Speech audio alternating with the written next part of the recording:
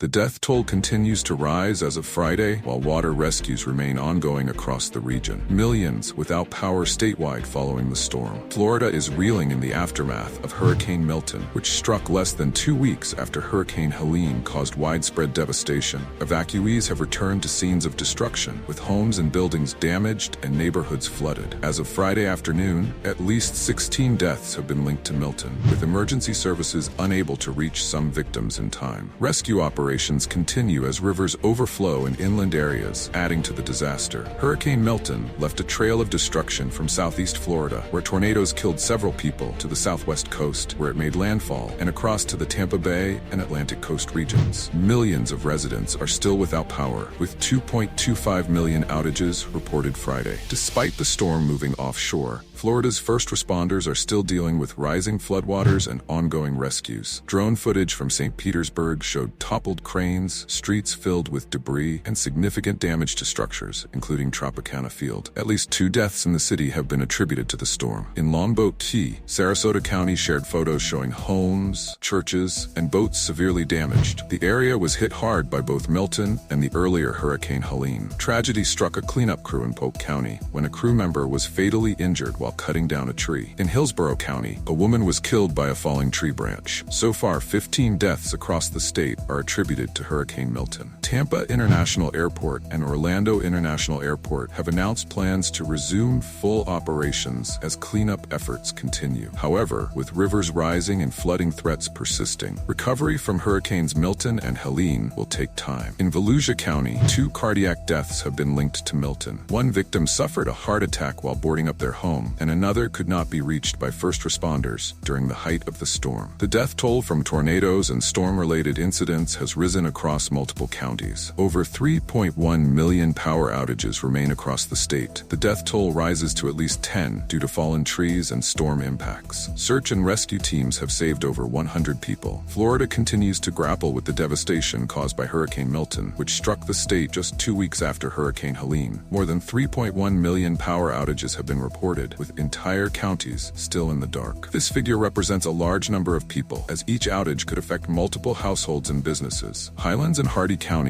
are nearly 100% without power. Hillsborough County, Tampa, reports 517,000 outages, around 73% of customers. Pinellas County, St. Petersburg, and Clearwater reports 413,000 outages, affecting 72% of the population. Manatee County reports more than 198,000 outages, affecting 75% of customers. Sarasota County, where Milton made landfall, has around 200,000 outages. Death toll rises to 10. The death toll from Hurricane Milton has climbed to 10, with 2 recent fatalities in Volusia County. A 79-year-old woman in Ormond Beach and a 54-year-old woman in Port Orange lost their lives due to falling trees. Additional deaths have been reported in St. Petersburg, St. Lucie County, and Citrus County. Search and rescue efforts ongoing. Florida's National Guard and search crews have rescued over 100 people, along with 18 animals, as they continue to provide assistance. Nearly 300 shelters remain open, and resources such as water and food have been distributed to those in need. Walt Disney World reopening. Walt Disney World in Orlando plans to reopen on Friday, October 11th, after being temporarily closed due to the storm. No reopening date has been confirmed for campgrounds and water parks. Residents urged to conserve water. Orlando officials have asked residents and visitors to conserve water, as the city's water reclamation system is operating at full capacity. Jim Cantore, on-the-ground Weather Channel meteorologist Jim Cantore, who has covered more than 100 hurricanes, noted that Milton's damage was piled on top of the devastation caused by Hurricane Helene just 2 weeks earlier, creating a unique and challenging situation for recovery. Sheriff's Office rescues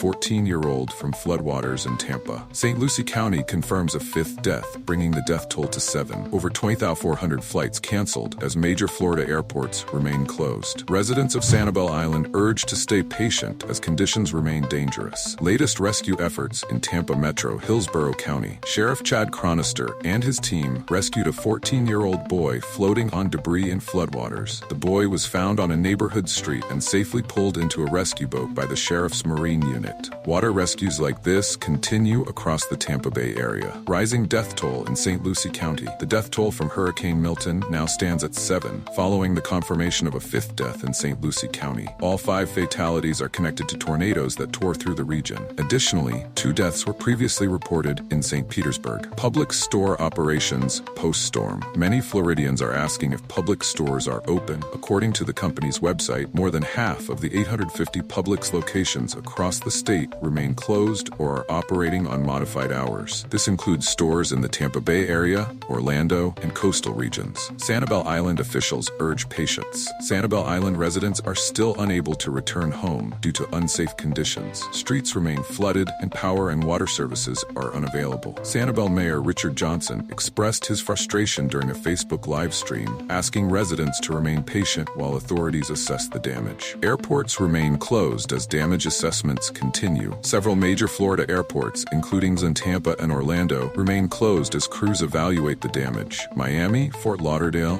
and Key West airports are open and operational. However, over 2,400 flights to and from the state have been canceled due to the ongoing storm recovery efforts. Federal support for Sarasota. President Joe Biden has pledged federal assistance to Sarasota following Milton's destruction. Sarasota Mayor Liz Alpert announced that the president reached out unexpectedly, assuring her of federal aid as the city works to recover. Clearing blocked roads and assessing damage are top priorities for the city. Floodwaters and rescues in Tampa Bay area. Water rescues continue in Pasco County as the Anclote River floods the region. Emergency responders, including deputies, firefighters, and the National Guard, have rescued over 22 people from flooded areas. More rescue operations are expected as floodwaters rise. Pinellas County reopens but warns of hazards. Pinellas County has reopened its borders and barrier islands, but officials urge residents to stay sheltered and exercise extreme caution. Downed power lines, fallen trees, and non-functioning traffic lights pose significant hazards.